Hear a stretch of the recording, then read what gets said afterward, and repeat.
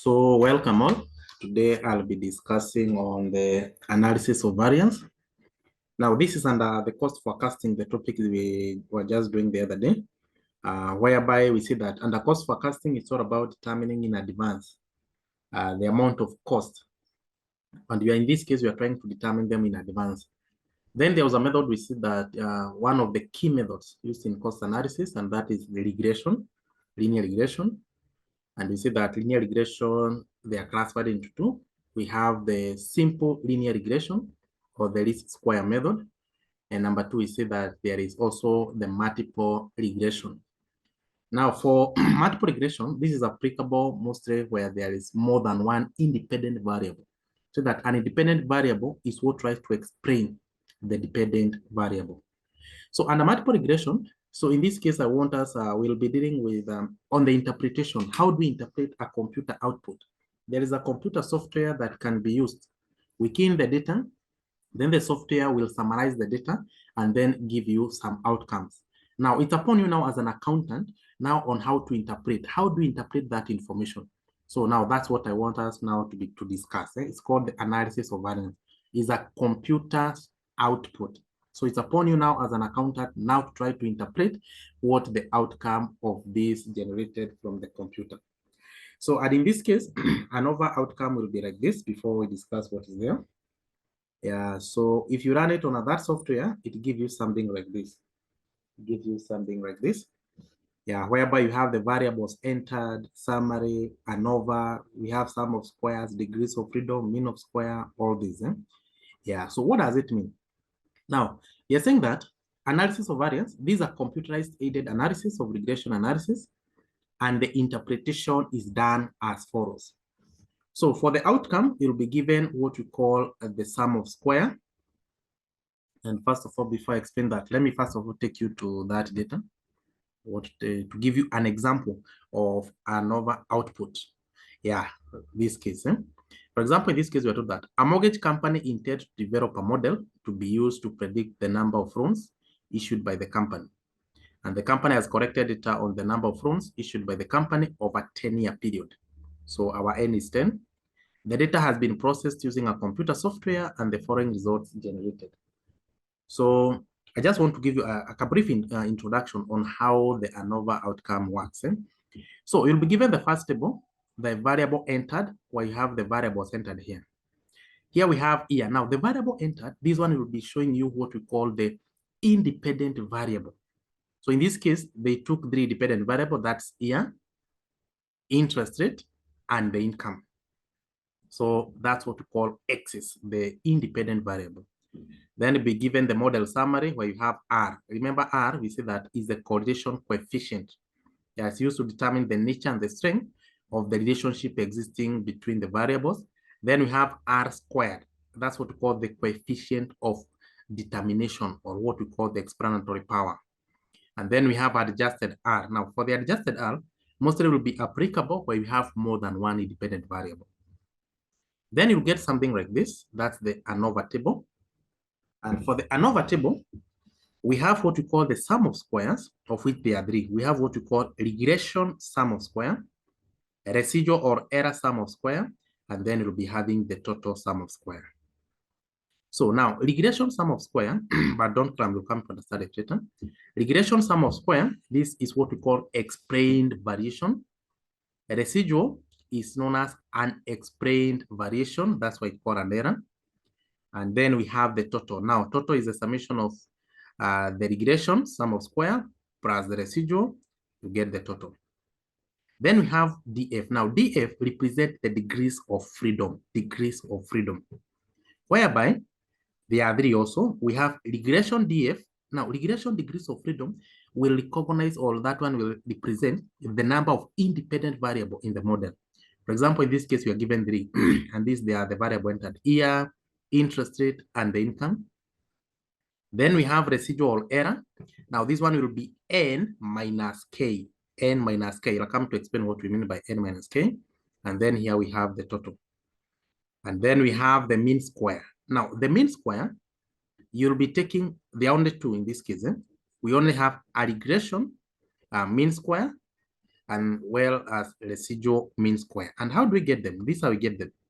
To get the mean square, for example, regression mean square, this one, you'll be taking the sum of square. Yeah, you'll be taking the sum of square. You divide by the degrees of freedom. And I want you to do that. So can you take your calculator? You take 1357, 1328.88. That's the regression sum of square, that one. Then you divide by its degrees of freedom, which is 3. Can I do that?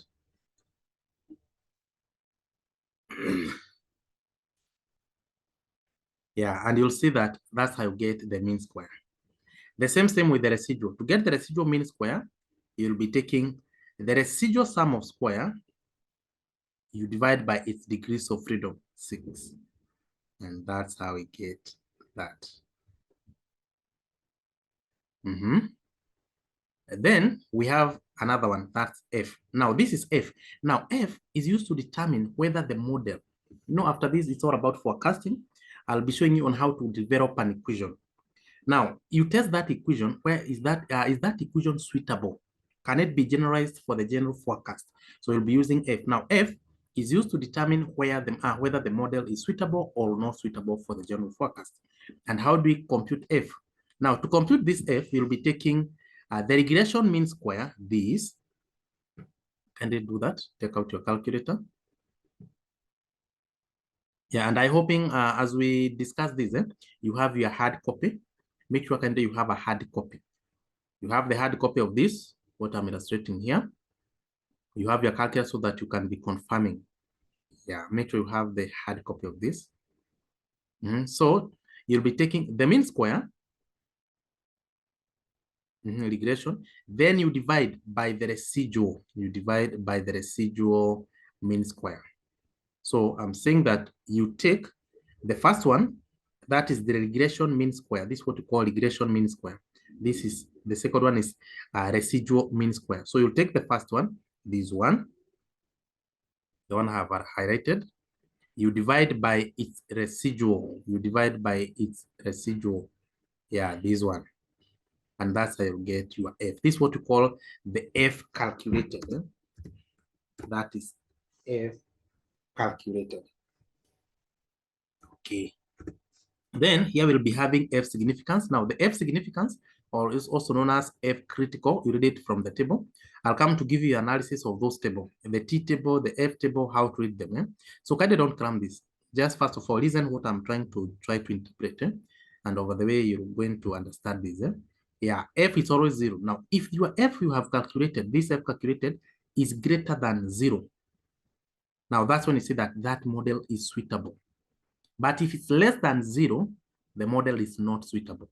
So for the model to be suitable, your F calculated, this one that 3.91, should always be greater than F significant. And F significance will always be 0 in most cases. So if F calculated, that is that 3.91 is greater than 0, we conclude that the model is suitable.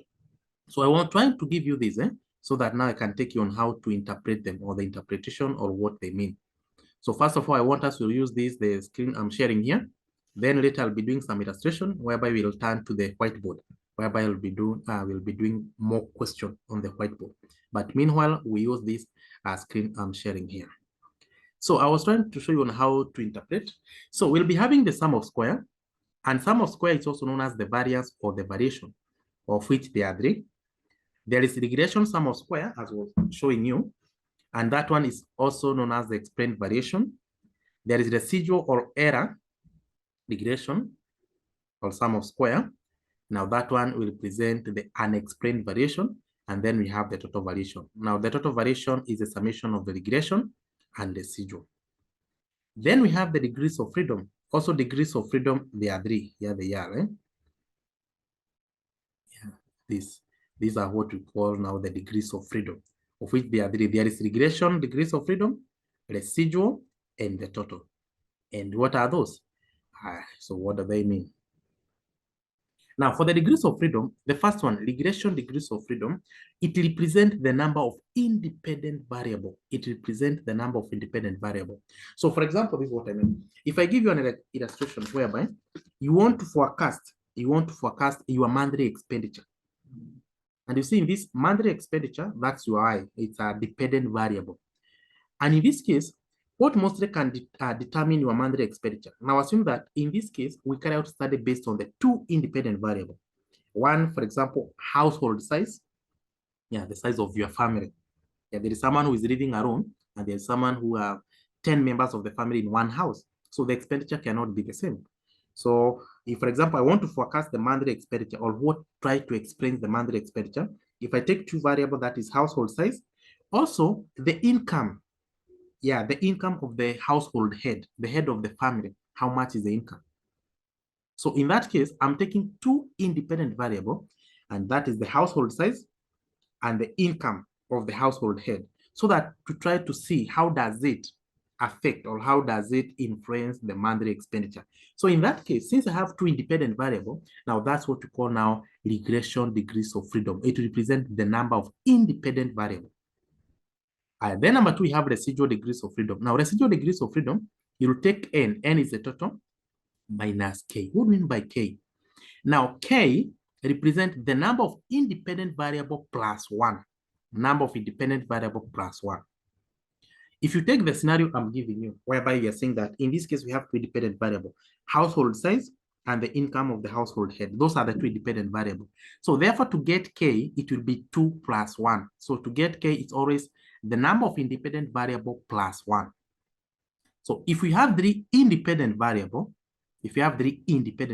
therefore your k will be 3 plus 1. It becomes 4. Good. Hope you understand what we mean by k. So therefore, to get the residual degrees of freedom, it will be n minus k. And we're saying that k is the number of independent variable, you add 1. And then lastly, we have the total degrees of freedom. Now, the total degrees of freedom, you'll take n minus 1, the total. You take the total population or the total number, then you deduct 1. So before I proceed further, I want to take you to the table I had given you. Yeah, this one. Now, for example, in this illustration, if you look at this illustration, in this case, the variable entered here. The variable entered, we had here interest rate and income. Those are the three independent variables. So therefore, if we have three independent variables, that means our k will be 3 plus 1, which is 4. What about our n? Now this will get n. We have been told that, we read this one I'm highlighting here, that a mortgage company intends to develop a model to be used to predict the number of loans issued by the company. And the company has collected data on the number of loans issued by the company over 10-year period. Now, can you underline 10? Now, 10 is our n. 10 is our n. So our n is 10. Okay. And then we have seen that in this case, the number of independent variable, there are 3. That is the year, the interest rate, and the income. So now we come here back. Now we interpret the degrees of freedom. Now, the first one is regression degrees of freedom, this one, 3. And you see that this one represents the number of independent variables, of which we have is 3.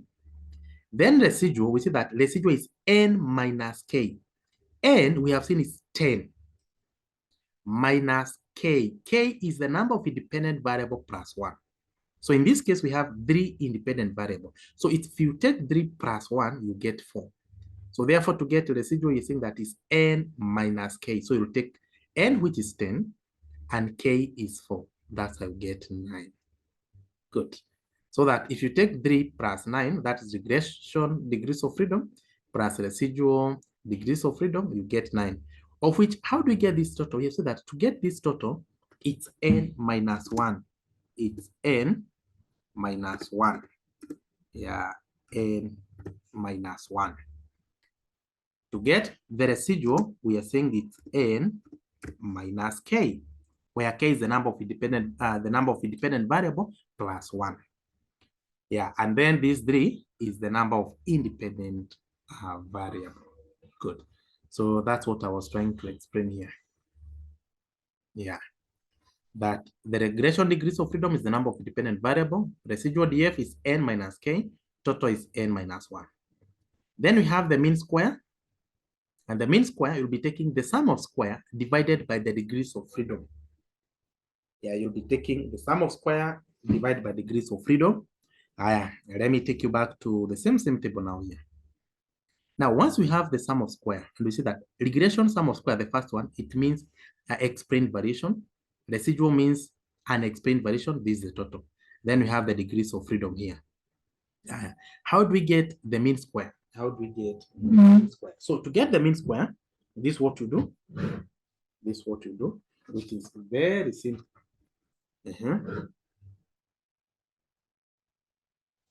So to get the mean square, you'll be taking the sum of square. You'll be taking the sum of square. But I want us to do the first one. Regression mean square. That one. So to get the regression mean square, you'll be taking the sum of square, regression sum of square, which is 13, 57, 13, 208.88. You divide by its degrees of freedom, which is 3. And that's how you get the mean square. What about the second one? How do we get now the residual mean square? This one. To get that one, you'll take same sum of square, the residual sum of square, which is 8002, 277.52. You divide by its degrees of freedom, which is 6. And you get that in. Okay, can you try that? Do that. Take out your calculator, try to do that.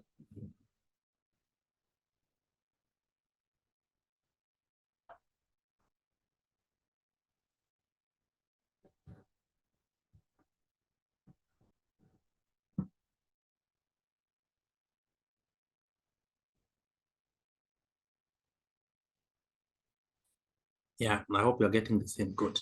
So that's how we get the mean square. Then we have f. How do we get f? Now to get this f, you'll be taking this. You'll be taking the first one, that is regression mean of square. Regression mean of square. I want to do that. Regression mean square. The first one, that is 45, 23, 77, that's 6.293. Then you divide by the residual mean square. You divide by the residual mean square. That is 13, 337, 12.92. Good. And that's how we get that 3.91. Yeah, that's what we call F, or we get F. It's known as the F calculated. Good.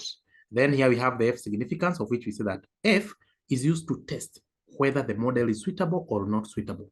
And if F is greater, if this F calculated is greater than your significance F, yeah, if that 3.91 is greater than F significant you read it from the table. I'll show you how to read those tables. That shows that the model is suitable. If it's less than 0, that shows it's not suitable. Good. I take you back. So I think I've explained the mean of square. F calculated the same. F significance, that one I've explained, it always 0. Good. Then there is the table of coefficient. What does it mean? So it's all about the interpretation. Now, for the table of coefficient that will be given, you'll see a constant. Constant represent A. Now, if I take you back to the linear regression, you see that y is equals to a plus bx. Y is equals to a plus bx. And you see that A is the constant element. For example, if you are forecasting the cost, A is the fixed cost. Then bx. B, we see that is the variable cost per unit, or the slope. Then x is the independent variable. Yeah, what influences your dependent variable. So therefore, if you see constant, it represents A. Then the coefficient or estimate will represent B. So that means whenever you see the coefficient, it's also known as the estimate. That one is B. And then you'll see the standard error. Yeah, the standard error is the error that you made, or the margin of error that you made when you're trying to forecast. Good. Then how to get T calculated, I'll come to show you how to get that. I've given some formula on how to get adjusted R. Good. So there is a point to note here that T, now here you'll be having two major tests, T and F test. Now T is used to determine whether the independent variable are either significant or not significant. You know, you can take an independent variable, to try to forecast something, and in that case, that variable is not useful. So that means it's insignificant. So T will be used to test whether an independent variable is either significant or not significant. Then we have said that F test will be used to determine whether the model is suitable or not suitable. So you're saying that T shows whether the equation that is the independent variable is significant or not significant. How do you make the decision? The decision on hypothesis is done as follows. So we have two hypotheses. We have what we call null hypothesis. This HO. HO means null hypothesis. Yeah, that's why I had requested you to have a hard copy so that you can indicate something like that. That if you see HO, that one represents the null hypothesis. Then HA represent alternate hypothesis, alternate hypothesis. Now, before we read this, now I just want to take you to quantitative analysis. Now, null hypothesis is used to cast doubt. It starts from a negative perception. Yeah, it starts from a negative opinion. That is, it first of all starts to cast doubt. For example, if you meet someone in town and tells you that, hey, I know you. You know, for you don't answer, yes, you know me. No, that's not how you answer. So, first of all, you'll cast doubt. That's why I'm saying that we start from a negative view.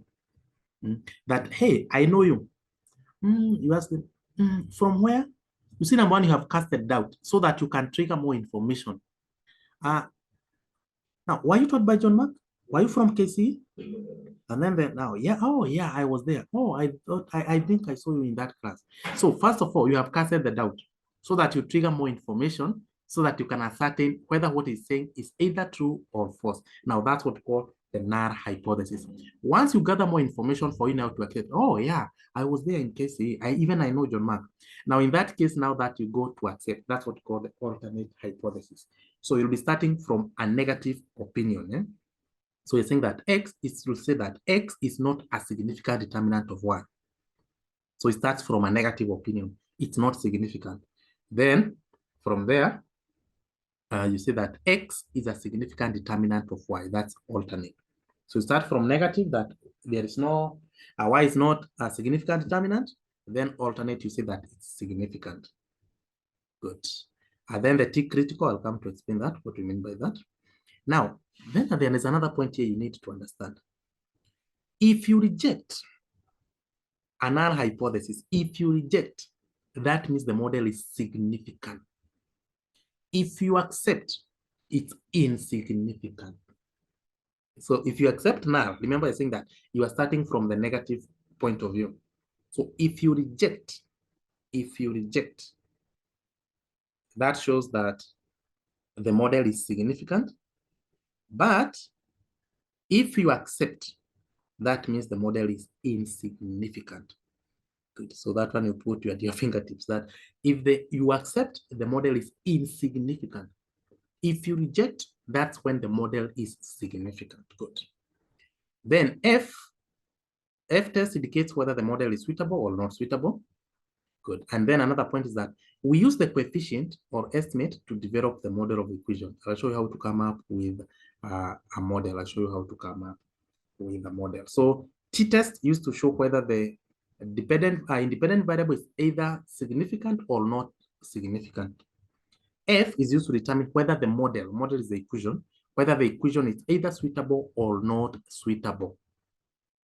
And how to develop that equation? To get the equation that we're saying that we use the coefficient, that is B, to develop the model equation.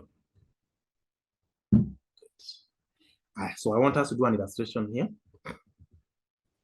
Now assume a study was carried out to determine KC student performance. So we want to determine KC student performance. So what we want to determine is what we call Y, the dependent variable. So the dependent variable here is the student performance. And the key consideration were handwriting and class attendance. Those were two independent variables. So we want to consider your handwriting because sometimes your handwriting may or may not influence your performance. Then the other one is attendance, class attendance. Also, your class attendance sometimes can influence or sometimes not influence because we have people who are geniuses. They'll just read to attend one class, just reason, and then what they get from that class, they'll never forget. Good. So in this case, we want to determine student performance. That's our Y.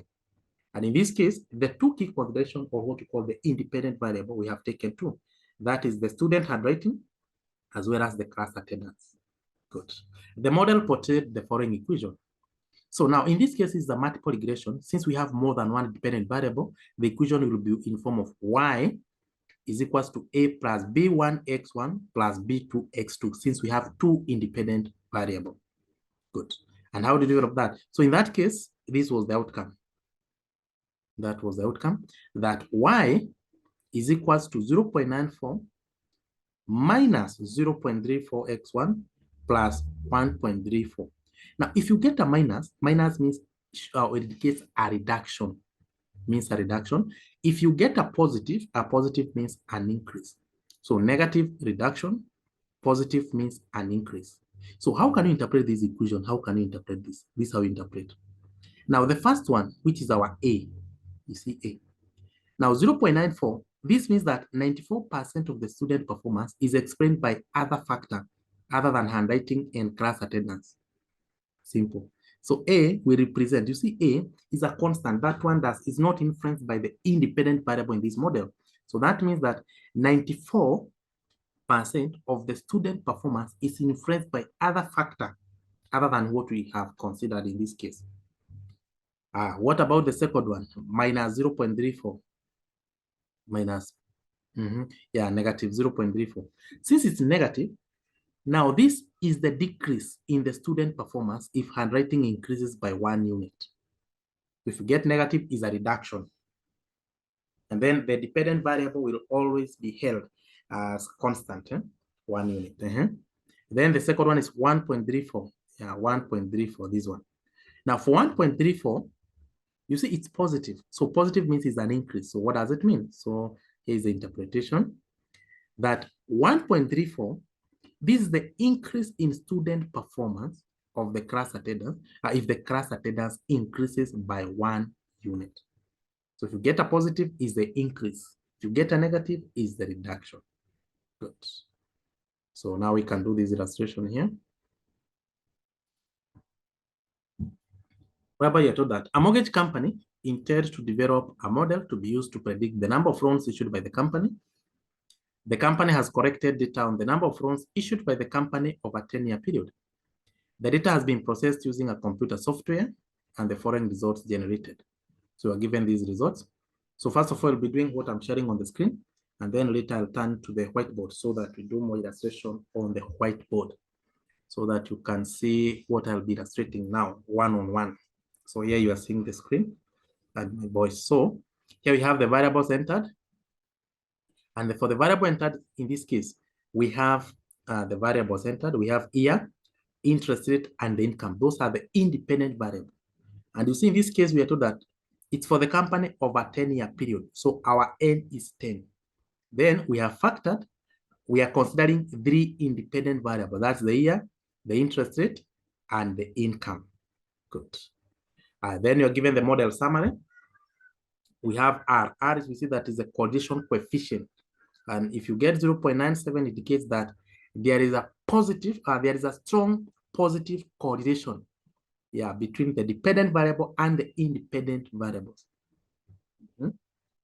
Then we have R squared. What do we mean by R squared? R squared is the coefficient of determination, which also means the explanatory power. What does that mean? Now, this means that 94.4% of the dependent variable is being explained by the independent variable. So that means 94.4% of our outcome is being explained by the 3 independent variables. That's the year, interest rate, and the income. Good. Then we have the Anova, the analysis of variance, whereby under this Anova table, analysis of variance, there is sum of square. We see that the first one is explained variation, residual is unexplained variation, and this is the total. So, though I'll come to discuss that later. How do we get R squared? I want to show you how to get the R squared. To get R squared, you take sum of square, the regression sum of square. Now, can you key in that in your calculator?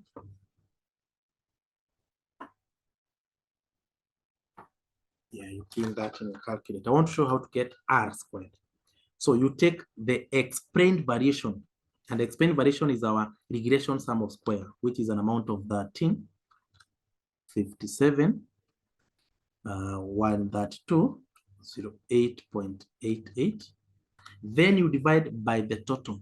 Here is the total. Though don't write that formula. So in this note, I have given you that formula. You divide by the total, which is 14, 371, 54, 86.4. And you get 0.944. Okay? So that's how you get this R squared. Yeah, to get R squared, that's the explanatory power. We say that you take explained variation, which is the same as regression sum of square, over total variation, which is the same as the total sum of square. Good. So you think that these three, the degrees of freedom, the regression degrees of freedom, this means the independent variable, the number of independent variable. Then we see that residual degrees of freedom is n minus k. So that is n, remember, was 10. K, we see that is the number of independent variable plus 1. So in this case, we had 3 dependent variables. These are the variables, the year, the interest rate, and the income. So therefore, if the number of independent variable is 3, so k will be 3 plus 1, you get 4. So therefore, here will be n, which is 10, minus 4, you get 6. Then the total, we see that is n minus 1. Remember, the total was 10. Yeah, over 10-year period. It was over 10-year period. So that means our n was 10, and then minus 1, you get 9, which is also the same as taking 3 plus 6. If you take regression degrees of freedom, you add residual degrees of freedom, you get that 9. Good. And then there is mean square, and we say that how do we get the mean square? We say that to get the mean square, it will be taking the sum of square, you divide by its degrees of freedom. Residual, you take the same. You take this as residual sum of square, you divide by the residual degrees of freedom. And that's how you get this mean square, the residual mean square. Then how do we get the F calculated? So to get this F calculated, we say that you take the regression mean square, you divide by the residual mean square. So what I have highlighted, you take the regression mean square, you divide by residual, that's how you get the F calculated. Good. And then we see that F is used to determine whether the model is suitable or not suitable. And it will be suitable if your F calculated will be greater than 0.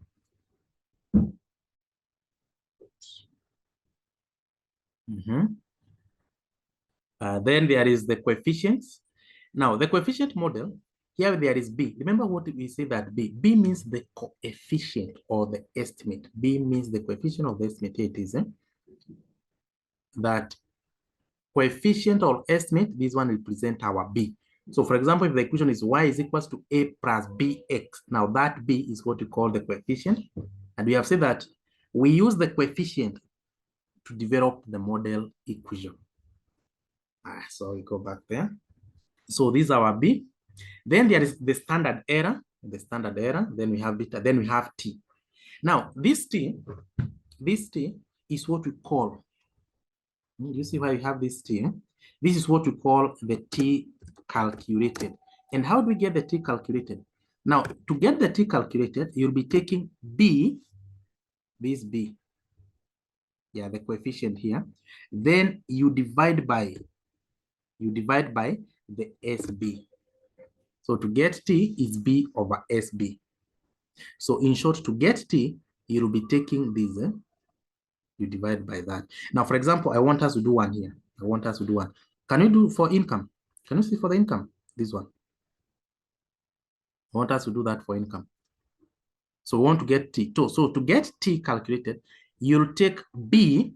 So in this case, your B column, which is 6772.23. Can I do that? 6772.23. That's B. You divide by SB.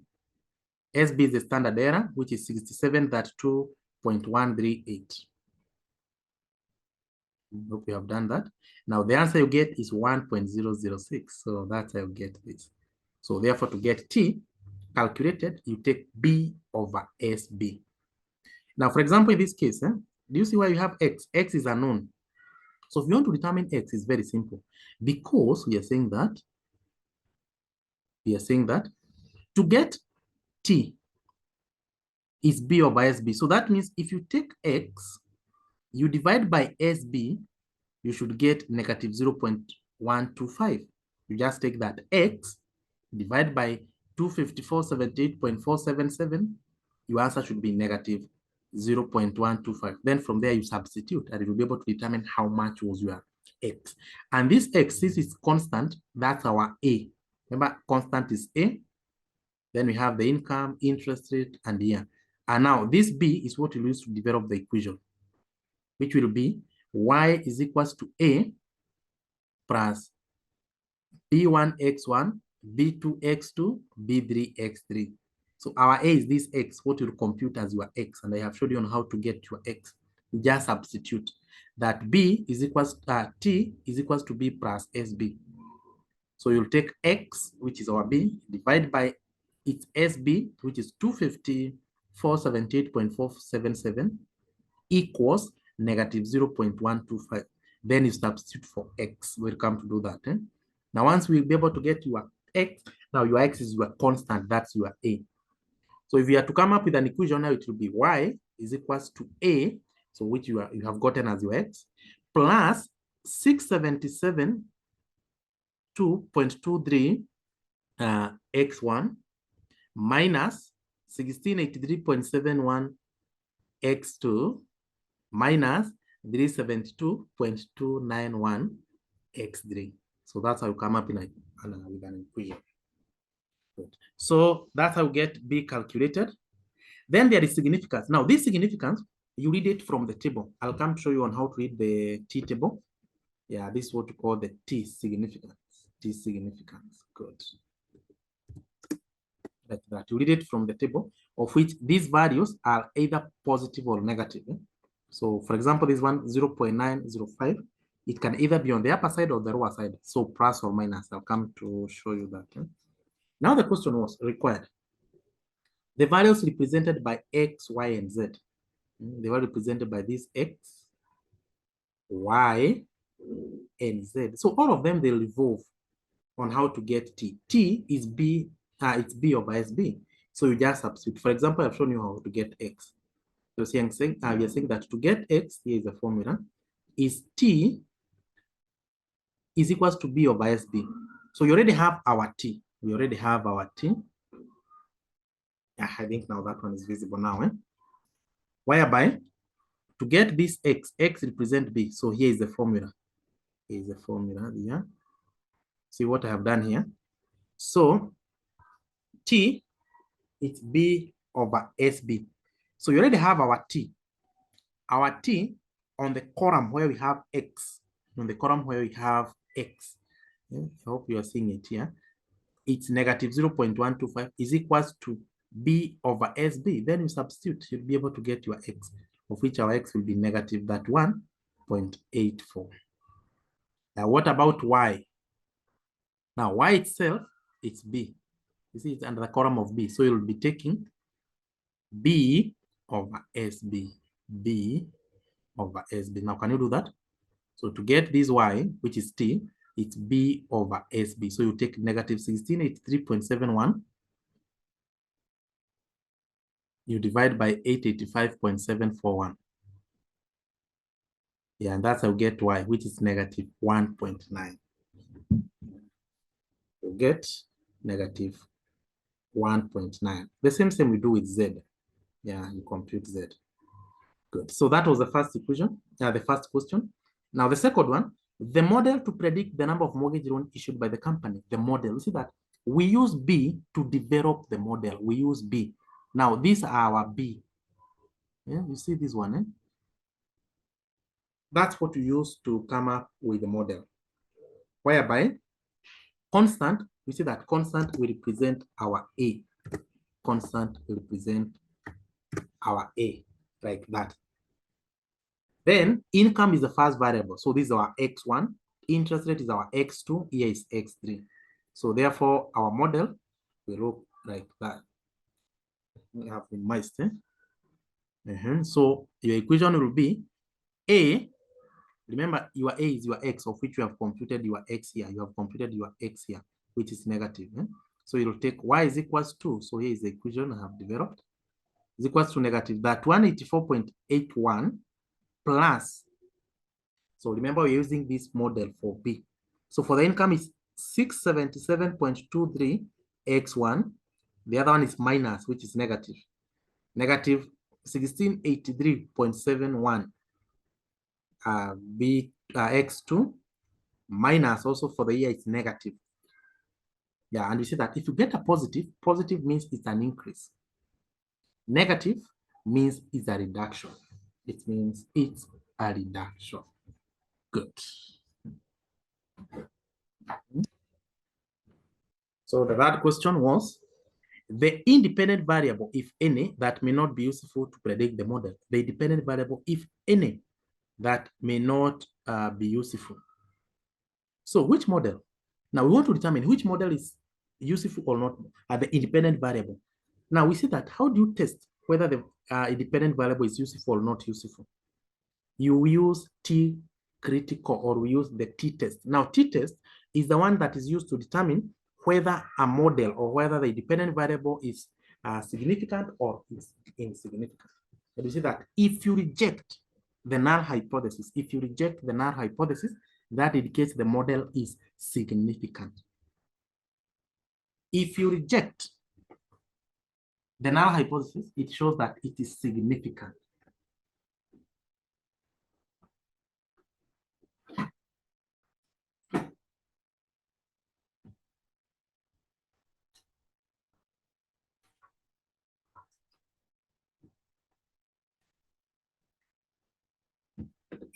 Hope you remember that.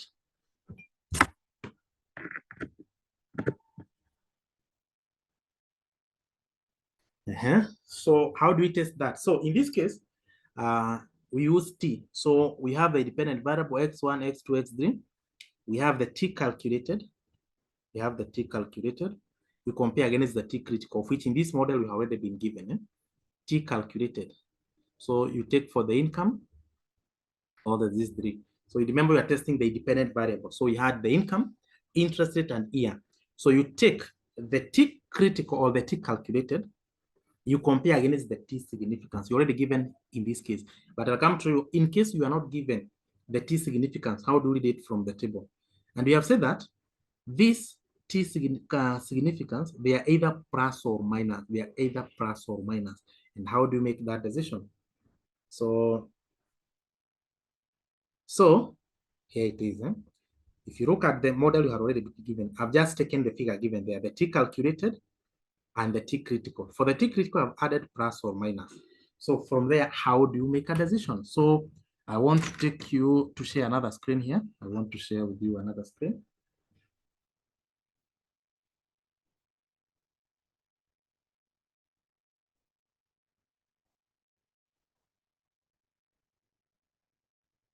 Good. So I've shared another screen here.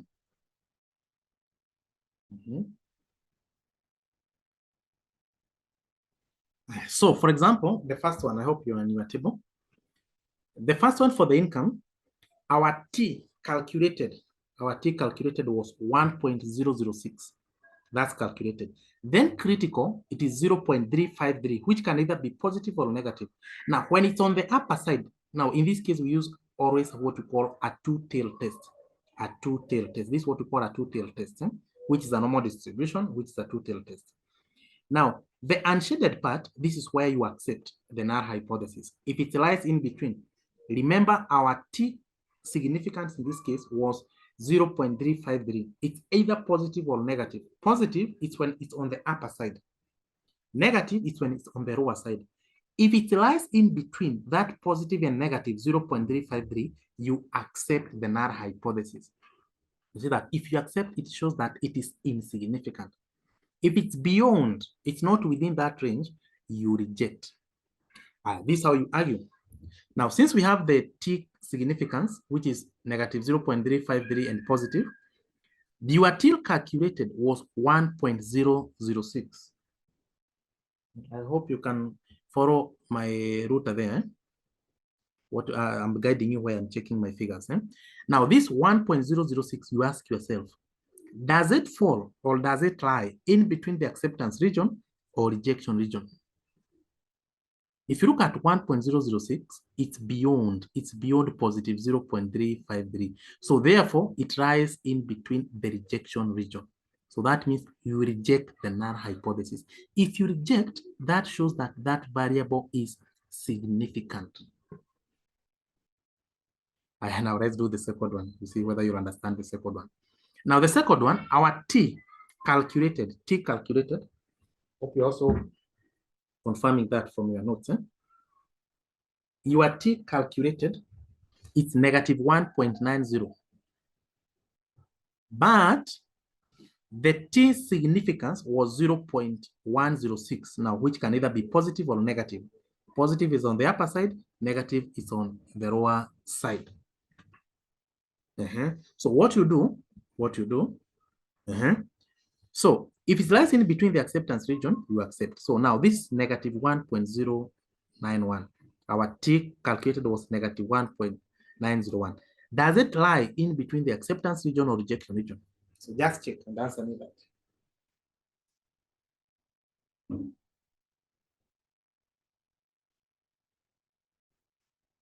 Yeah, so in this case, also negative 1.09, it lies between, or it lies for the rejection area. So that means you reject the null hypothesis. And if you reject, what does that indicate? That indicates the model, is it significant or insignificant? It shows that if you reject, the model is, or I mean the variable is significant. The last one. The third variable, our T calculated was negative 0.444. Then you come up with your two-tail test here, the normal distribution, whereby your T significance, the one you're supposed to read from the table, though in this case you've already been given, it was 0.673, which can either be positive or negative. Positive on the upper side, negative on the lower side. Then you argue. Your T calculated, which is negative 0.44, does it fall in between the acceptance region or rejection region? Just have a look at that.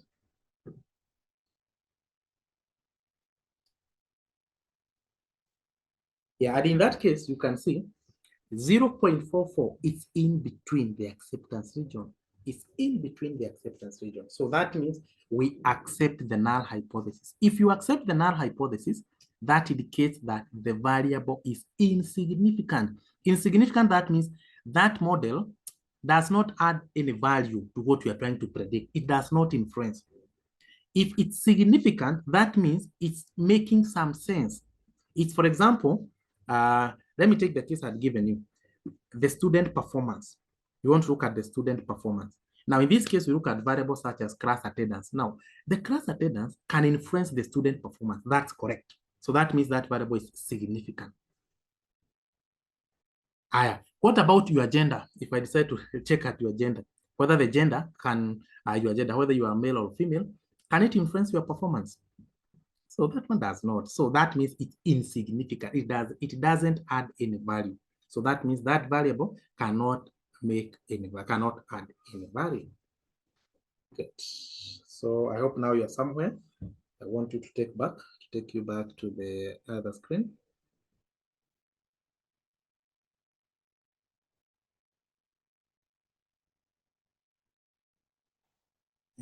Good. So now that's how you're making those decisions. I hope you're counter checking against your notes.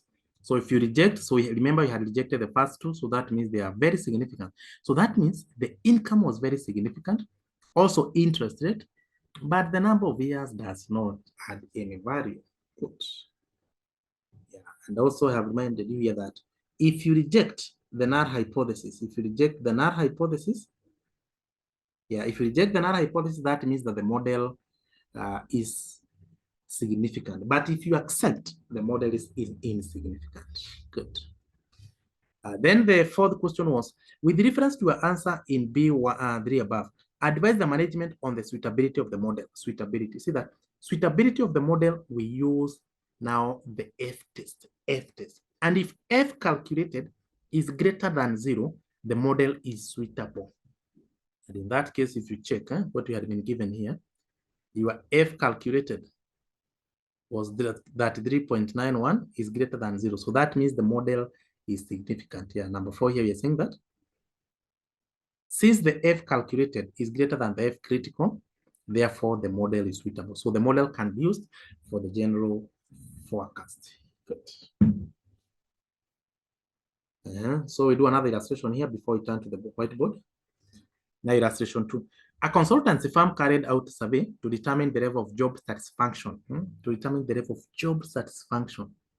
So that means that job satisfaction is your dependent variable. That's what you want to test. The level of job satisfaction among the employees of a given company. So that means our Y, what we are trying now to predict or what we are trying to forecast is the level of job satisfaction. A multiple regression analysis was done and the following results were given. So we are given the results here. So we have the variables.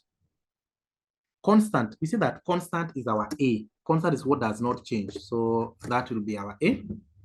Then we have the other variables, x1, x2, so up to x7. So that means here we have 7 independent variables. 7 independent variables. Now I want to ask you a question. If our x's are 7, the independent variable, how much is our k? How much is your k?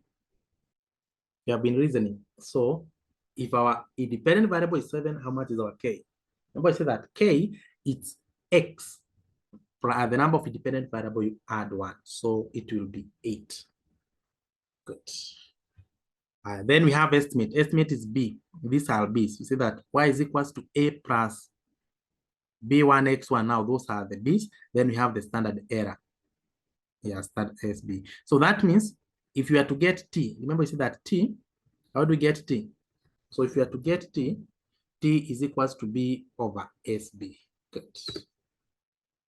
So you're given that information. Then we're given the analysis of variance. We have regression, degrees of freedom. Now, these degrees of freedom, the first one, regression degrees of freedom, we see that this represents the number of independent variables. The number of independent variables, of which that's what we are given. We have 7 x's. Then residual, we see that residual is the same as n minus k. So now, how much was our k? How much was our k? Now, our k was 8 because it's 7 plus 1. So, if our k is 8, so that means how much was n? N even without being told is 50. So that if you take 50 minus k, which is 8, that's how you are getting that 42. Simple. What about total? We see that total it's n minus 1. N minus 1. Even without being told how much was our n, we can be able to tell. Because if you have deducted 1 to get 49, so that means if you add back 1, you can be able to tell that your n was 50. So that you take 50 minus 1. Don't ask me where I'm getting 50. Yeah, because that one you can be able to tell. Eh? Yeah, and that's how we got that an amount of 49. Good. I hope now you're okay there.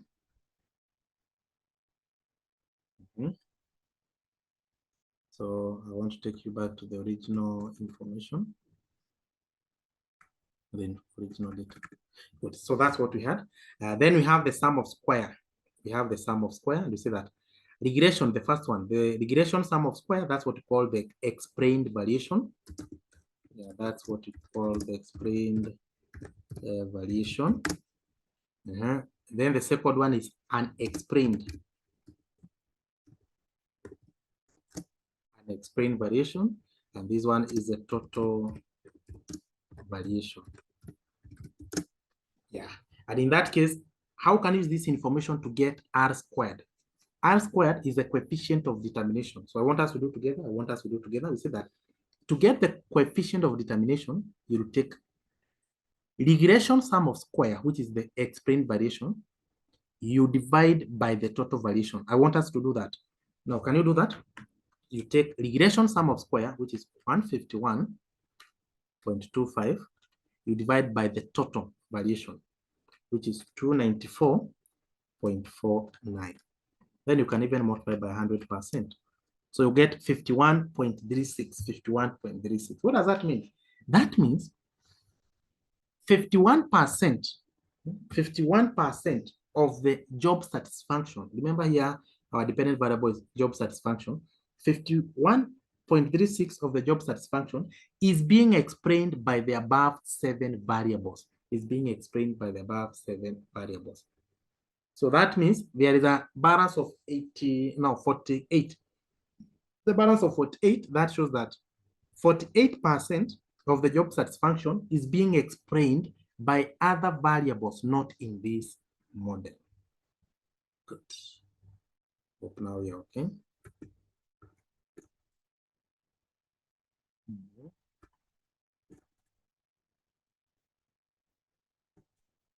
Good. Where now they have now given us the explanation of what X1 means. X1 was the first variable. That is the age of an employee. They want to see whether the age of an employee can influence your level of job satisfaction. Number 2 was the monthly salary. X3 was your experience. X4 was the education level. X5 was the gender. X6 was the level of responsibility, whether manager or not manager. And then X7, the variable was the number of years in service required. Was the question. A multiple regression model, a multiple regression model for the above data. So you see that to get a model, we use B. So this is what we'll use. You see this estimate, this B, we use B to come up with the model. So it will be Y is equals to A. A is 13.72 minus 0.031x1, 0.92x2 plus 0.13x3 plus 0.06x4 plus 0.13x5 minus 0.63x6, 1.28x7. Good. That's how you come up with the model. And here is the model. I have given you that model there. Then the second question was, interpret the meaning of the variable x1, x2, and the constant. Explain the meaning of the variables x1, x2, and the constant. You interpret them. Here are the variables. Yeah, you explain this. For constant, x1 and x2, these are very simple. So what can we say? Now we see that if you get a positive, positive means it's an increase. Positive means it's an increase. Good.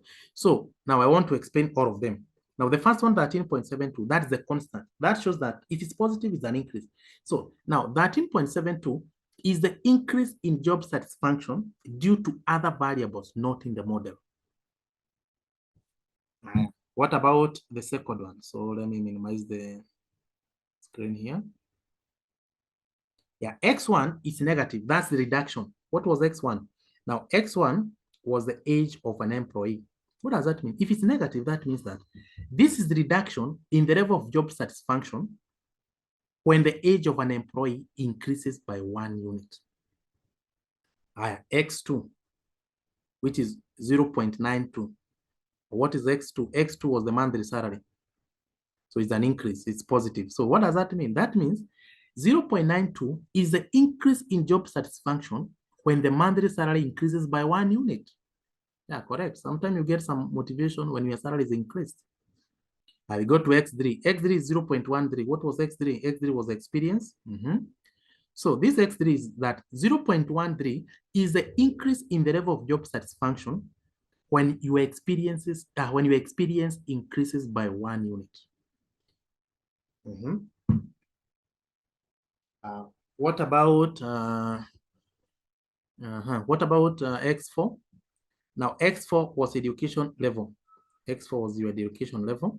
So what does it mean? Now this is the increase in the level of job. 0.06 is the increase in the level of job satisfaction when the education level increases by 1 unit. Yeah, that's how you interpret these variables. Good. So I think I've answered that. Number 3, test the significance of each variable in explaining the level of job satisfaction among the employees. Yeah, you test the significance. So how do we test the significance? So that to test the significance, we use the T. And to get T, you see here we have the estimates. and you have SB. So what you'll do, you compute, you just take this information, you just copy it here. Here is the solution. To get T, you'll be taking B over SB. For X1, X2 up to X7, you take B over SB so that you get the T critical.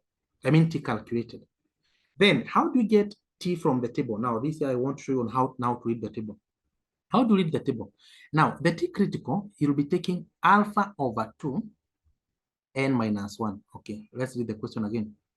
Test the significance of each variable in explaining the level of job satisfaction among the employees. Use a significance level of 5%. What do you mean by a significance level of 5%? Now, significance level is the probability of making an error. The significance level is the probability of making an error. So in short, we want to test, we want to be 95% sure. If you want to be 95% sure, that shows that the margin of making an error is 5%. That's what we call the significance level. So we are testing, giving a margin of 5%. And how do you use that? Now, how do you read that from the table? So the first illustration we had done, we had already been given the T critical, so or the significance. We are not required to read from the table. They had already given us. But in this case, we are not given. How do you read it from the table? How do you read it from the table? Now, this how you do it. I want to share with you screen.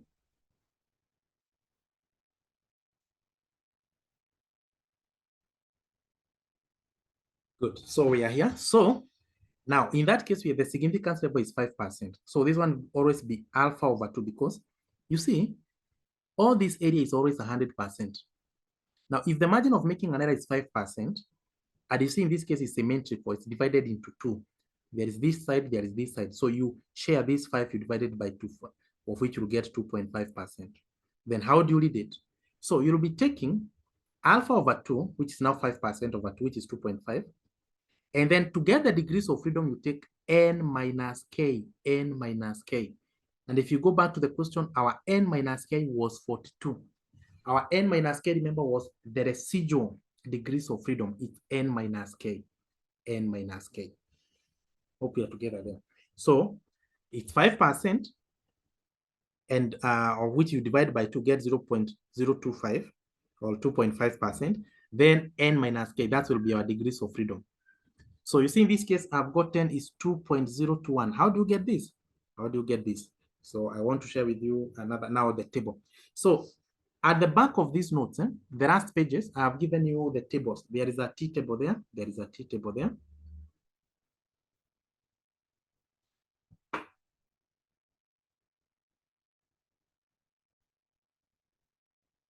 Good. So now these are T table. So we have a T table there.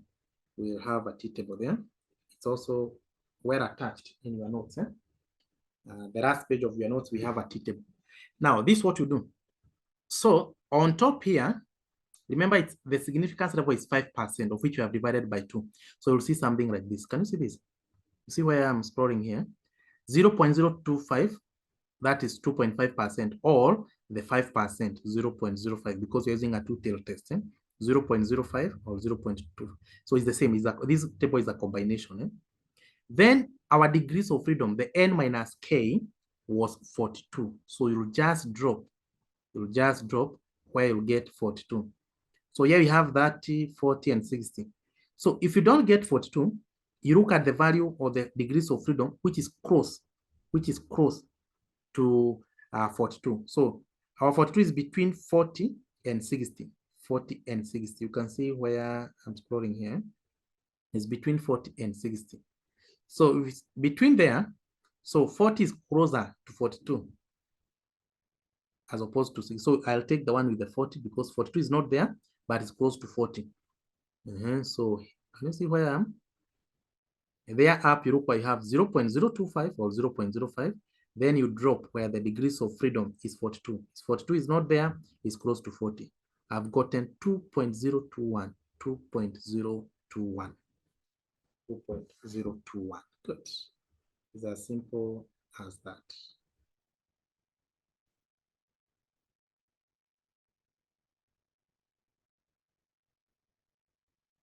So now we are back here. So that's how I got 2.021, which is either positive or negative. Positive or negative. Now, for example, the first one, negative 0.61. You ask yourself, you draw the table. There's a table I had drawn for you. The first one is 0.61. You ask yourself, Does it lie in between the acceptance region or the rejection region? Does it lie in between the acceptance region or the rejection region?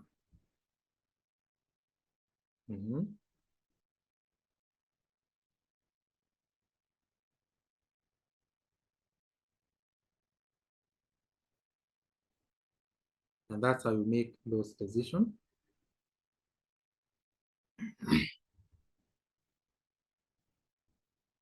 Good. So from there, you make a decision on whether to accept or reject. For example, the first one, negative 0.61, it lies in between. It's in between plus or minus 2.021. So therefore, you accept. If you accept, that shows that that variable is insignificant. The second one was 1.28. It also lies in between. It's in between plus or minus 2.01. You can draw your table. You can draw your table there, and then you make a decision. You say that you'll accept. Since it will lie in between, that shows that you accept if you accept, the model is insignificant. All that. And then the last question was compute the coefficient of determination and comment on your result. Compute the coefficient of determination. I showed you on how to get the coefficient of determination, whereby R squared, you take explained variation, which is the same as regression sum of square, you divide by the total variation. That is the total sum of square, of which we had already computed and we got 51.36. What does it mean? That means that here is the interpretation. The interpretation is that 51.36 of job satisfaction is explained by the above 7 variables, and therefore the remaining, that's the balance, 48.64 of the changes in job satisfaction is explained by other variable not in the model. Good. Then I've given you some notes on application of regression, where do you apply that? Then also you shall read about the testing reliability of an equation. How do you test whether an equation is reliable or not reliable? So these are procedures or tests are taken to assess the accuracy of the equation before you adapt it as a general forecasting tool. The test focuses on 3 main areas. One is the economic plausibility, whether it makes sense or not. Number 2, goodness of it. Does it fit the information given? And then the assumptions. Good. So for the economic plausibility, this is about testing whether the perceived relationship is logically defensible. Does it make any sense? Can it be defended and economically sensible? If the relationship is logically defensible and make economical sense, it's said to be economically plausible. But if the relationship is not logically sensible, that means it's not making any sense, it does not make economic sense, it is referred to as the spurious or nonsensical. Then the other one is goodness of fit. Whereby these are tests conducted to establish how well the equation fit the data from which it was formulated, and it can be done using 1, the coefficient of determination. So now we can proceed. I want us to do some more illustration on the same, on the Anova analysis. So now we do some questions from the past paper. So open with me August 2023.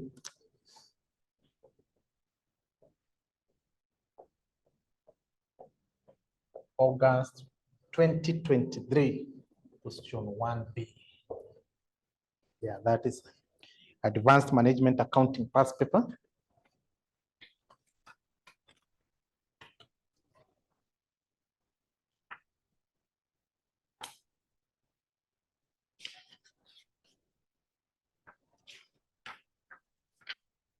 So August 2023, question 1B. Question 1B.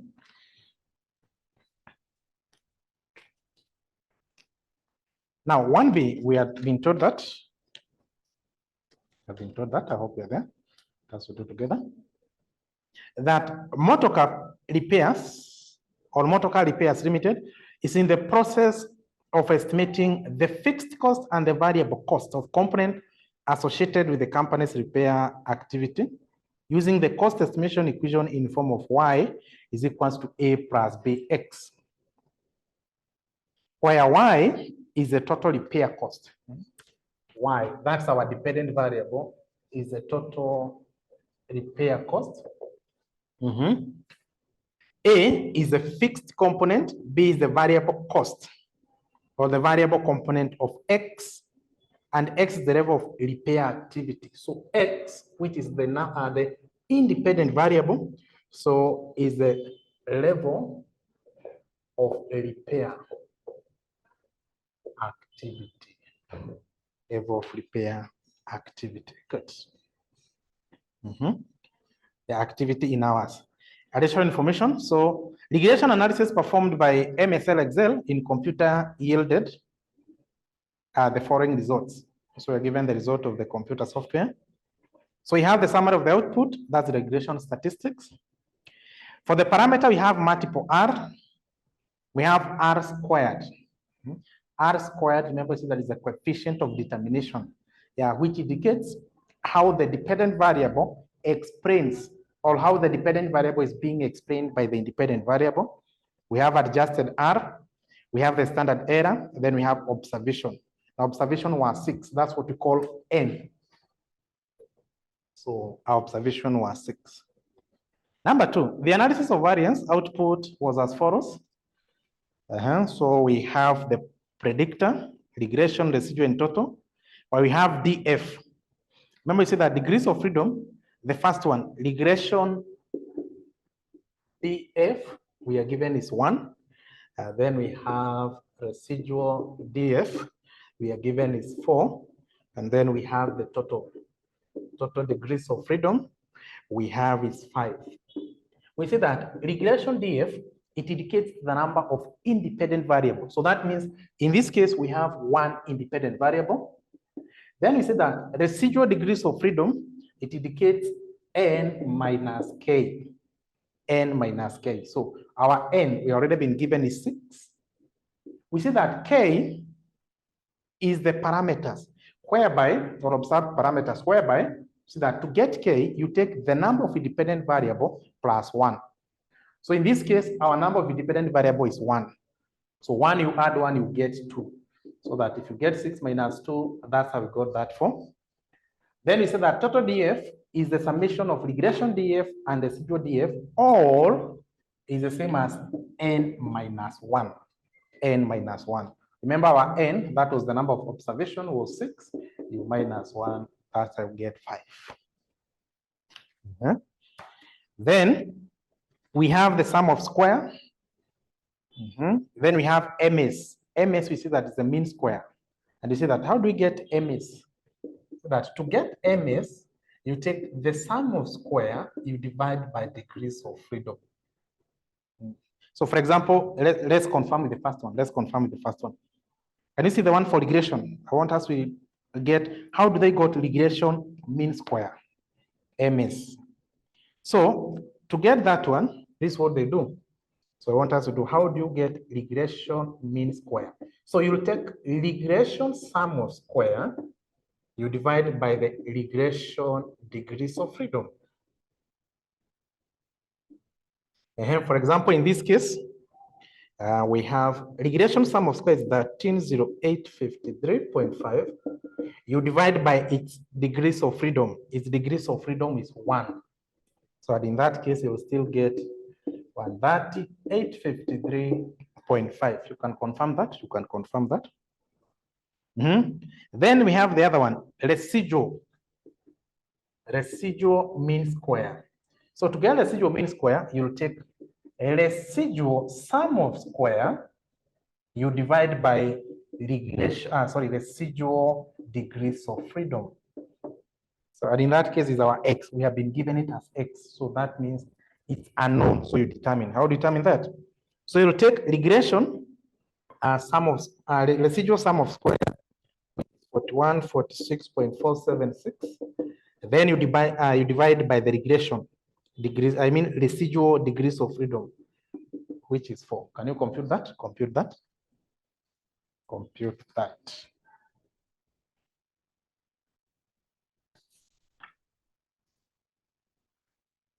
Tell me what we're getting.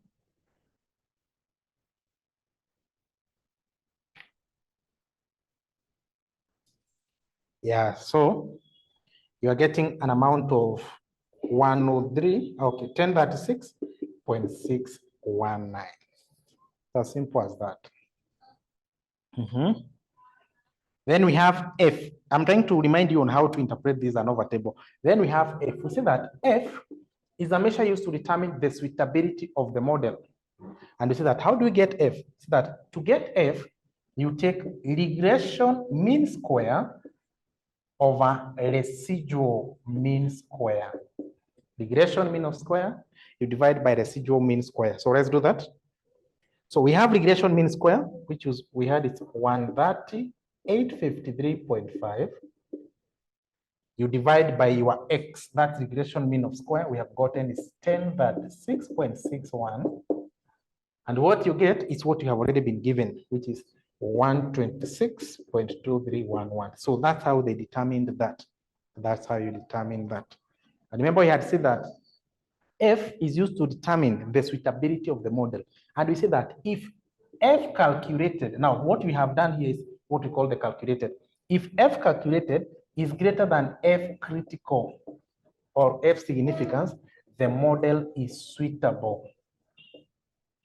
So we have already computed our F calculated. This is what we call F calculated, 126.231, which is already greater than.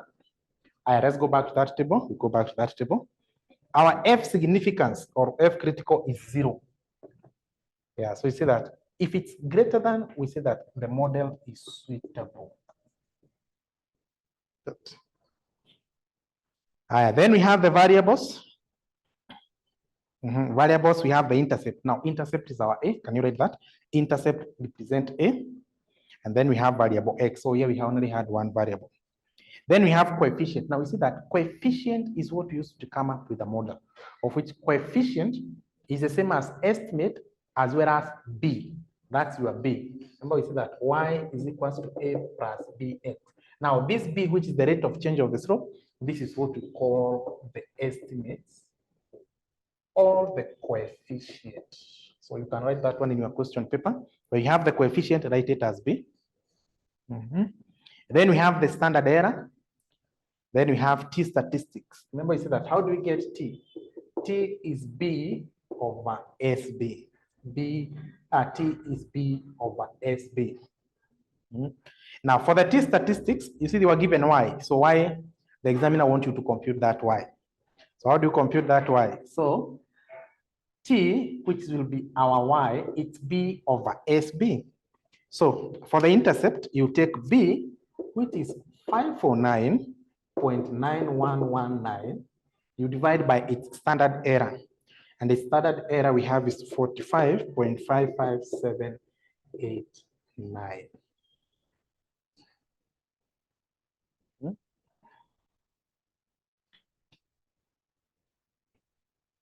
Yeah, then we have p-value. Yeah, mostly P, we use the p-value or p-test to determine whether the model is plausible or spurious, that the equation can be logically be defended. Yeah, so to determine whether the model is plausible. Remember, you see that plausible means that does it make economical sense? Good. Required. Now I want us to answer that question. Required. Number one was the linear regression equation in form of Y is equals to BX. So linear equation. How do you come up with the linear equation? Y is equals to A plus BX, because in this case, we only have one independent variable. You see that, which values do we use to make, to come up with a model? You see that we use the coefficient or the B's, the estimate or the coefficient. That's what we use to make, to develop an equation. Now let's go to the last table. In addition, number 2, there is table for variables. So it will be Y is equals to A. A is your intercept. The coefficient or your B, it's 549.9119 plus BX. So our B for the second one for variable, it's 29.40529. So that's the equation. Number 2 of the question. Number 2. Predict the total cost of repairs if 14 hours are used. If 14 hours. Remember, the number of hours in this case was the level of repair activity in hours. That was our independent variable. So now we need to predict. Since we have the forecasting equation, so to predict on activity level when X is 14, how much will be the repair cost? So Y, it's 549.9119 plus 29.40529X. So in this case, our X, we are predicting at the level of 14. So kindly compute that. Compute that.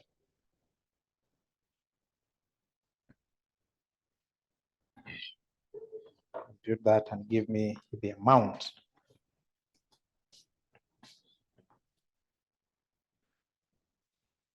So if you compute that, you are getting an amount of 921.58596. Number 3 of the question. Number 3 of the question. Number 3. So number 3, we were to compute the values of the missing letter X and Y. Values X and Y. So here I have computed X. Here I had already computed for you the Y. So let's start with X. Now, the value of X is the mean square. That is what we call a residual mean square. So to get the residual mean square, we see that you will take residual sum of square, you divide by residual degrees of freedom. Yeah, that's how we get the mean square. Of which we have residual sum of square. Residual sum of square we have is 4146.476. Then you divide by the residual degrees of freedom. Yeah, this was the residual degrees of freedom, which was 4. And that's how we got an amount of 10, that is 6.619. That's how we get the value of X. And how do we get the value of Y? How do you get the values of Y? Now, to get the values of Y, our Y is on how to compute, it's on the table of T. And how do we get T? You see that to get T calculated, it's B over SB, where B, in this case, is our estimate. So you'll take 549.9119, you divide by this standard error. The standard error is 45.55789. So our Y, that's T calculated. And how do we get the T calculated? It's B over SB. And how much did you got, or had you gotten? This was 11.1926.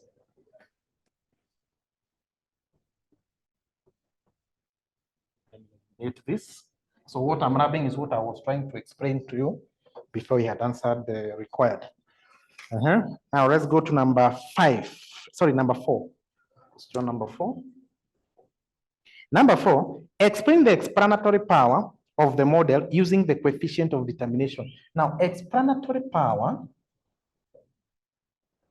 is the same as the coefficient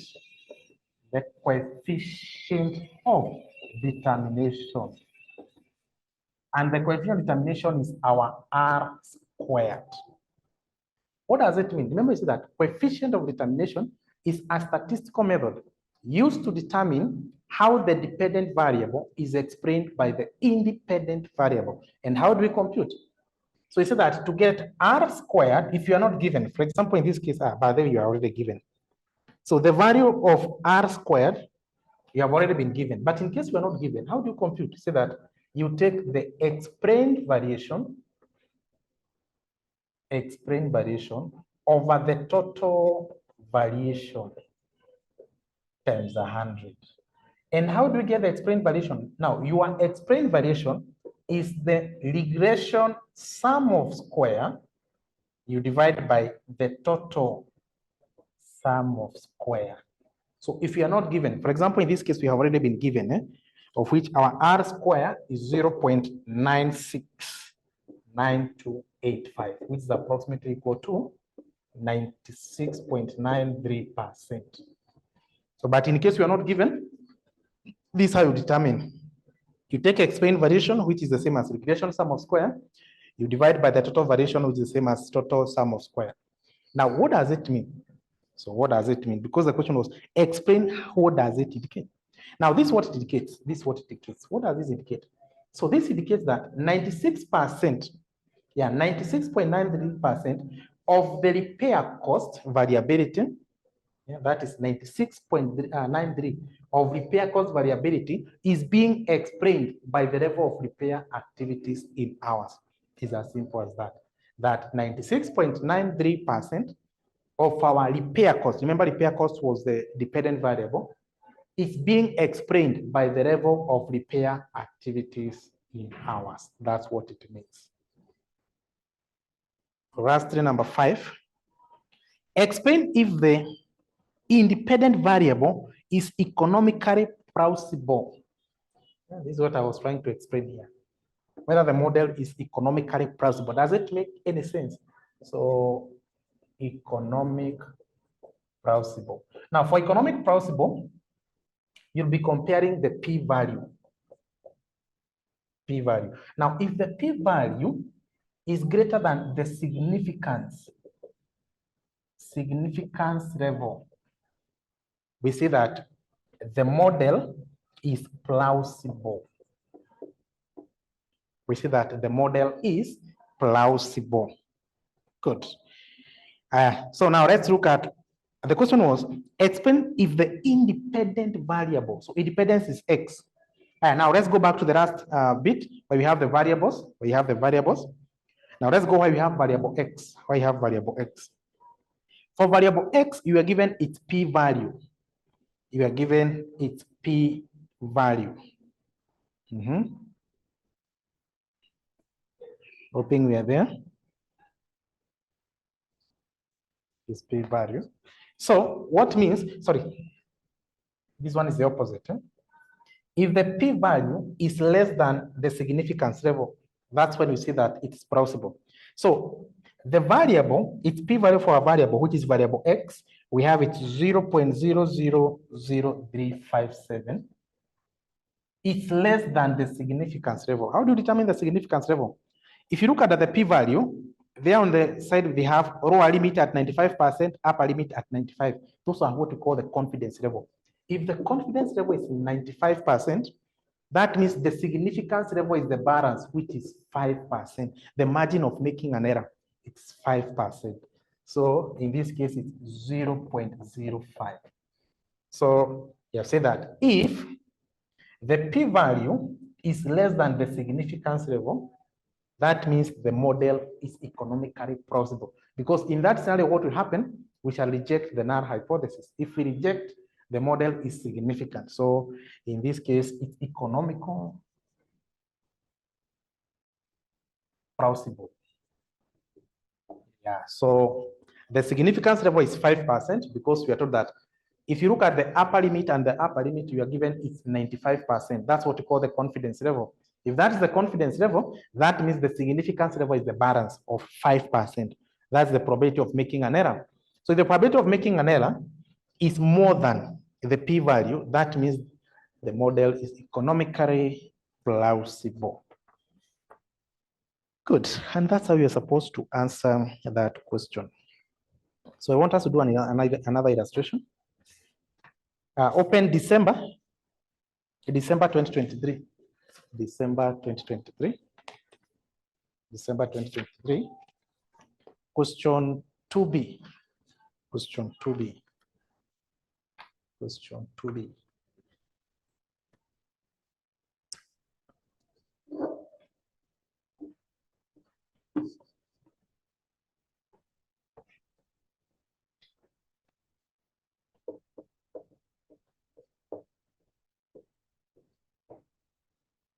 December 2023, question 2B. Hoping we're there.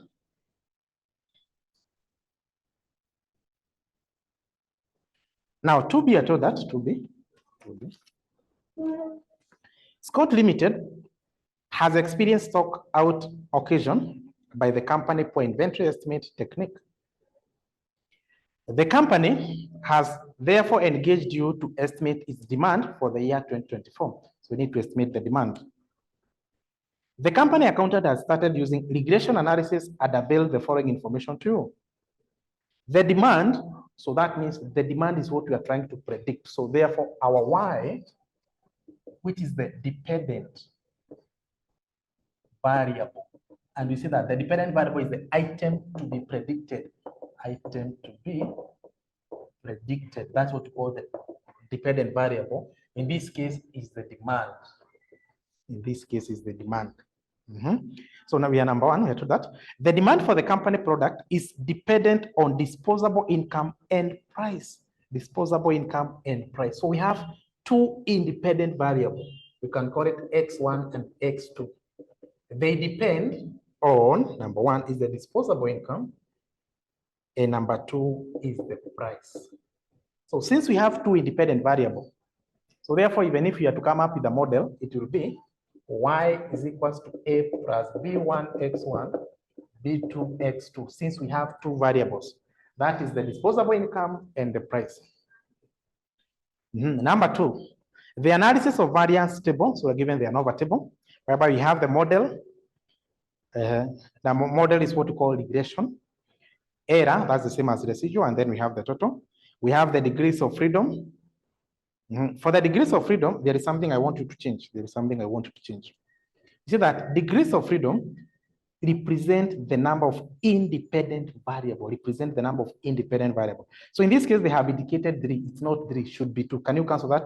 That one should be 2, not 3. That one should be 2, not 3. Then we have the error, and then we have the totals. So therefore, the total in that case should be 11. The total should be 11. Then we have the sum of square. We have the sum of square. Then number 3, we have the parameter estimates and their errors. So we have variable constant, that's our A, price and the income. You see, in this case, we have two independent variables. So therefore, our regression of the model DF should always be 2, the number of independent variables. So in this case, they are indicated 3, but should be 2. Then we have the estimate. The estimate represents the coefficient of B. Can you write there up? That is B. That is B. Then we have the standard error. Standard error, can you write as SB? Write it as SB. Required. Number 1. Develop the regression equation that will be used for prediction. Come up with a regression equation. Now, this is what I have said, that your equation, since we have two dependent variables, will take this form. And we say that we use the estimate or a B to develop an equation. So now let's go where we have our variables, where we have the estimates. So in that case, it will be A, which is our constant. It will be 1.5 minus 1.4x1 plus 5x2. Number 2 of the equation. Number 2. Determine the coefficient of determination and you interpret the result. You determine the coefficient of determination. So, coefficient of determination, also known as the explanatory power, it's R squared. How do we determine R squared? So that R squared, here is the formula. Now, in this case, you're not given, you're supposed to compute. And how do you compute? You say that you take the explained variation, you divide by the total variation times 100. So that's how we get that. So therefore, explained variation is that is the same as regression sum of square, and this one is residual sum of, sorry, not residual, but total. But total sum of square. Then you can multiply by 100. We have regression sum of square.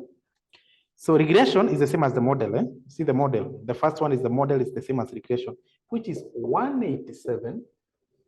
You divide by the total, which is 191, and then you multiply by 100%. So computer, give me the answer. Computer, give me the answer.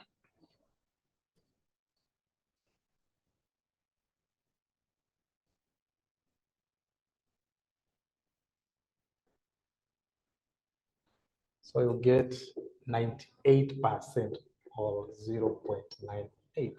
So how do we interpret? Because we're supposed to interpret. Now we say that coefficient of determination is a statistical method used to determine how dependent variable is being explained by the dependent variable.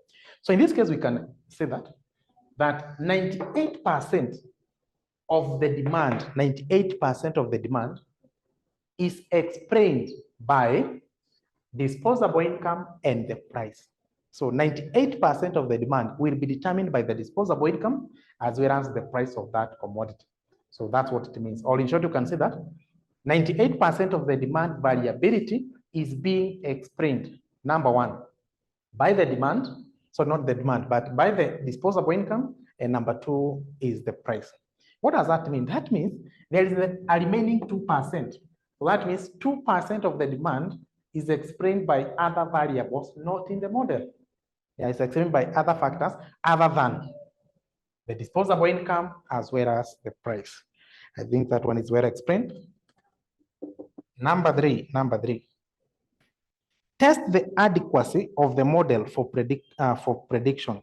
F table is 11. You test the adequacy of the model. Remember, you see that how do you measure the suitability of the model? To measure the suitability, you see that we use F test.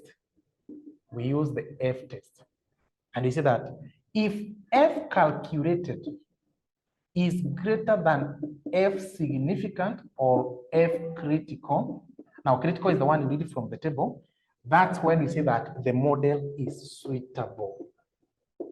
Yeah, if F calculated is greater than F significance or F critical, the model is suitable. And you see that how do we get F? If you are not given F, this is how you get F. F, you will take regression mean square divided by residual mean square. That's how you get the F calculated. So in this case, how do you get regression mean square? How do you get them? Here you see there, right? Regression mean square, you see that you take regression or residual sum square divided by degrees of freedom. So in this case, if you look at the Anova table, let's go to the Anova table. Let's go to the Anova table. To the Anova table, you are not given the mean square. But if you are not given the mean square, how do you determine them? So to get regression mean square is the same as taking regression sum of square, you divide by its degrees of freedom. Regression degrees of freedom. Here the same. It should be residual. You take a residual sum of square, you divide by the residual degrees of freedom. It's as simple as that. That's how you get the F. If you refer back to the one I was illustrating using the PDF, and I was sharing to the screen, that's how you determine the mean square. Now let's do that. So we have regression sum of square, which is 187. You divide by its degrees of freedom. Its degrees of freedom is 2, not 3. Remember, you have rectified that. It should be 2, not 3. Then residual, which is our error. Error sum of squared, we have is 4. You divide by its degrees of, its degrees of freedom, which is 9. Now, can you compute for me that? That's how we get the F calculated. F calculated.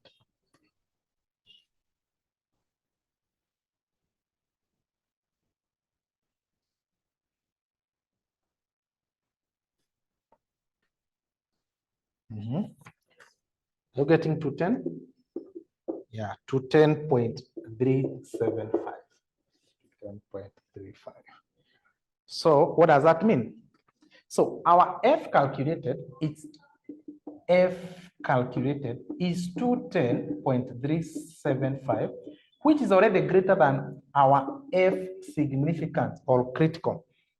We have already been given. Can you go back to note number 3? I mean, not note number 3, but required number 3. You are to test the adequacy of the model for prediction. Then you're given F table. So what you read from the table, it's 11.56. 11.56. So if the F calculated is greater than the F significance, so in this case, we see that the model is suitable. The model is suitable. And then I correct the error I had said before. Most of the F significance most of them there'll be 0, but not always, not always, not always. For example, see in this case, it's not 0. From the table, it's not 0. Yeah, so it's 11.56. But if it's greater than, that means that the model is suitable. Good. I think that's okay with you. So I want to do the last illustration with you. I want this concept to sync. Do another illustration. May 2018, question 2B. May 2018.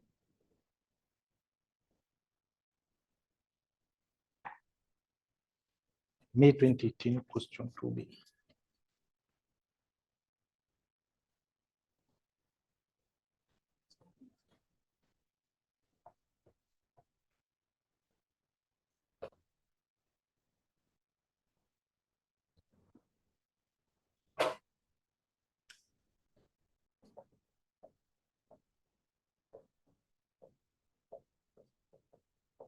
May 2018, question 2B.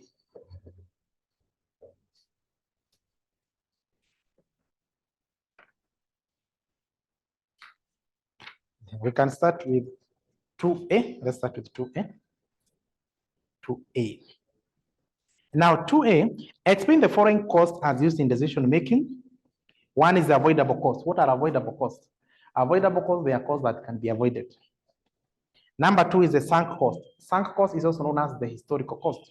You see that sunk cost or the historical cost is the cost that has already been incurred.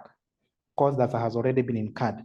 Number 3 is differential cost. What do you mean by differential cost? These are the costs that can be differentiated, maybe or can be partitioned into both the fixed or the variable elements. Good. 2B. 2B. 2B. 2B after that. The following data relate to the weekly amount spent on entertainment. So amount spent on entertainment. So that's what we are trying to evaluate. So this is our Y, or the dependent variable. So the following data relate to the weekly amount spent on entertainment by household. The annual income of the head of the household and household size. Those are two independent variable. Annual income as well as the size of the household. Size of household.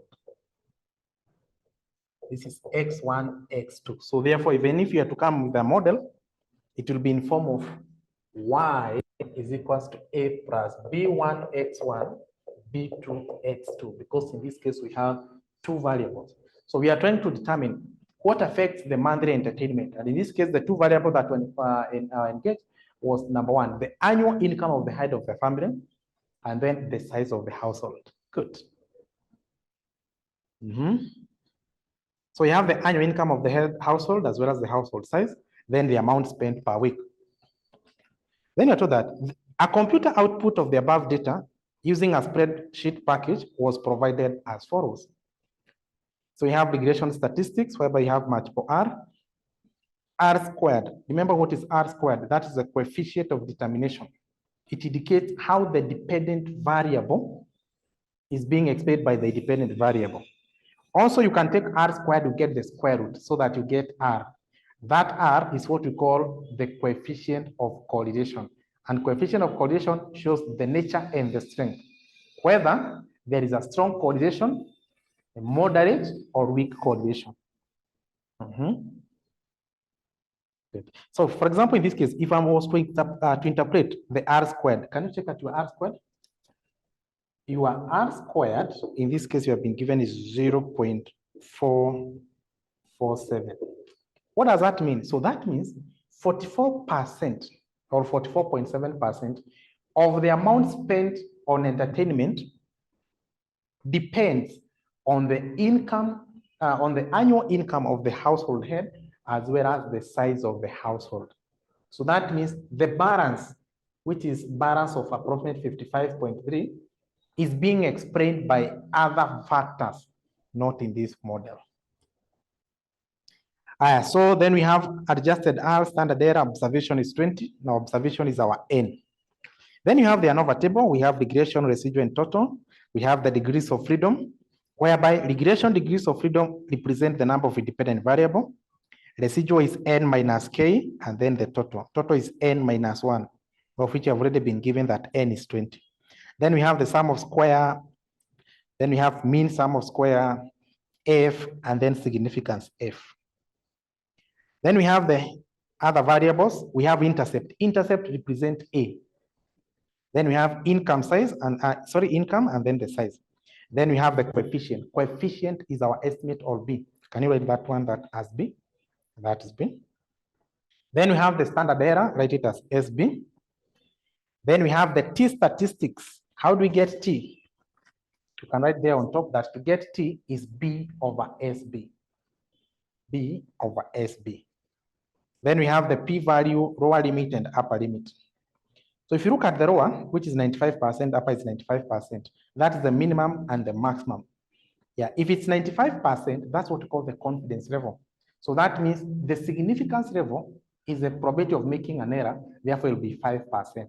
So in this case, the significance level is 5%, since the confidence level is 95%. Required, the equation of the regression line of the above data.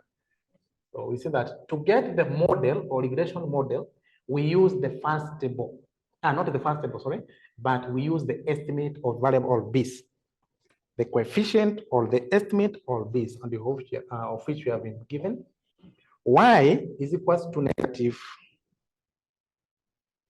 4.099 plus 0.9861 plus 1.762x2, where Y is our dependent variable, which is the amount spent on entertainment. Negative 4.099, that's our A, the constant or the intercept.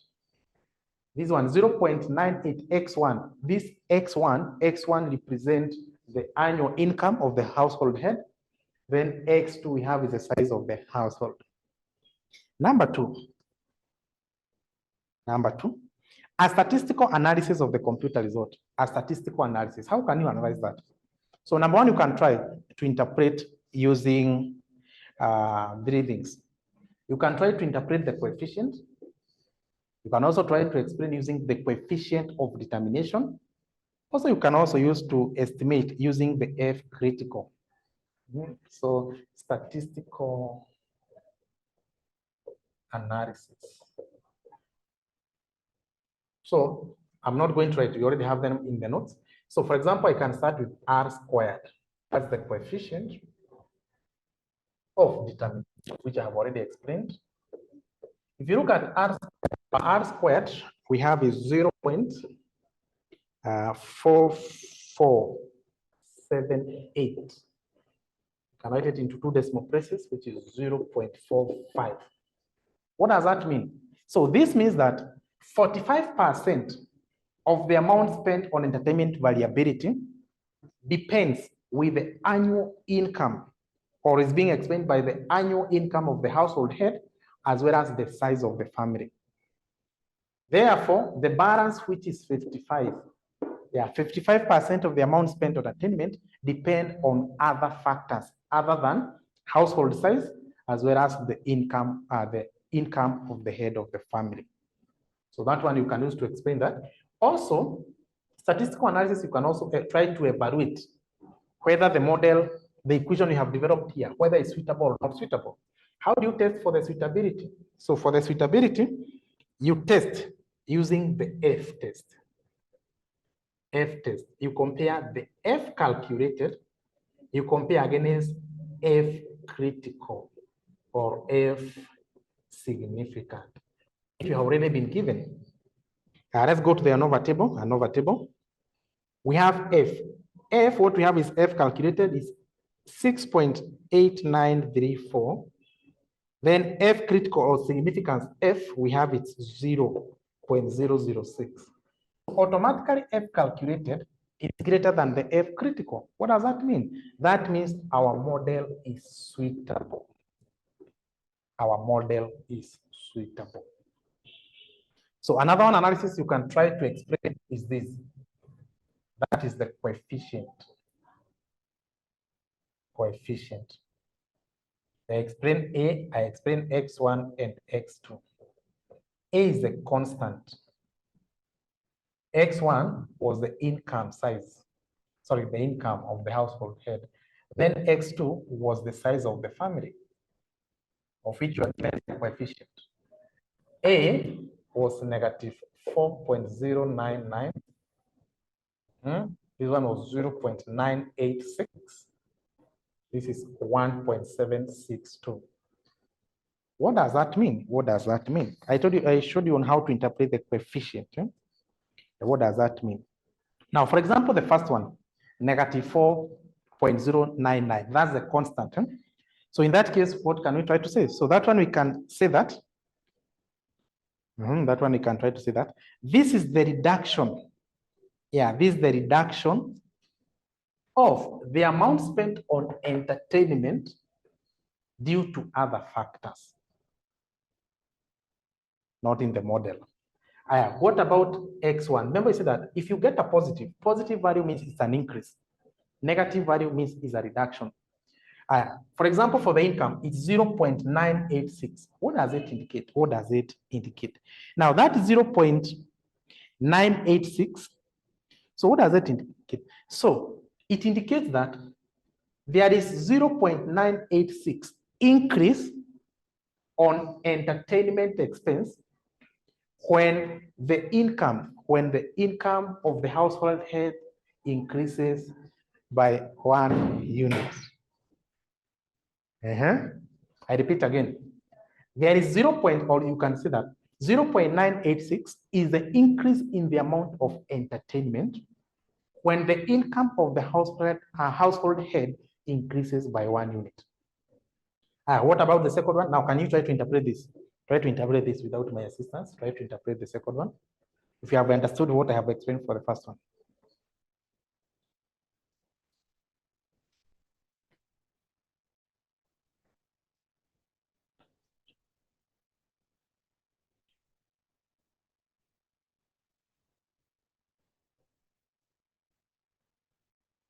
Yeah, so what does this mean? So now this means now 1.762 is the increase on the level of entertainment when the household size increases by 1 unit. Or you can say that when the household unit increases by 1 unit, so entertainment expenses increases by 1.762.